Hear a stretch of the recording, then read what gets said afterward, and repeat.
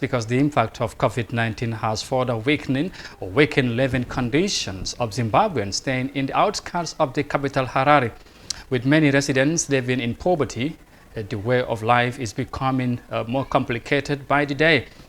The government has launched a $2.2 million as response package for the affected people who usually receive support from the United Nations Food Agency, WFP. For more of that, we go with this report. 62-year-old Faisa Savanu lives off paltry earnings from collecting used plastic bottles and growing whatever she can in her garden. She's unwell and has back problems which affects her ability to do both effectively. Because she's below 65 years of age, she does not qualify to receive food aid from the government.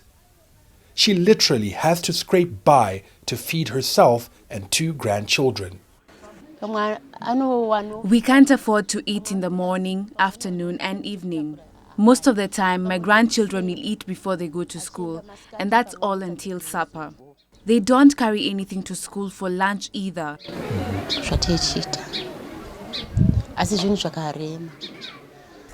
Across the road lives Jenny Pararadza. She's among millions of beneficiaries of a social welfare food aid scheme, under which she used to receive 50 kilograms of maize each month, which has now been replaced by a cash payout. The $180 I received can't meet my food requirements. The price of maize meal and all other commodities have gone up. Last month I managed to buy just 1 bottle of cooking oil and a bar of soap. That's left her and 5 grandchildren in an extremely difficult position. During the last season, we harvested 1.5 buckets of maize, which won't go very far. We are already not eating properly, so this will just make life tougher. The elderly neighbors live in Hopley, an informal settlement on the outskirts of Harare. Many of the residents here live in poverty.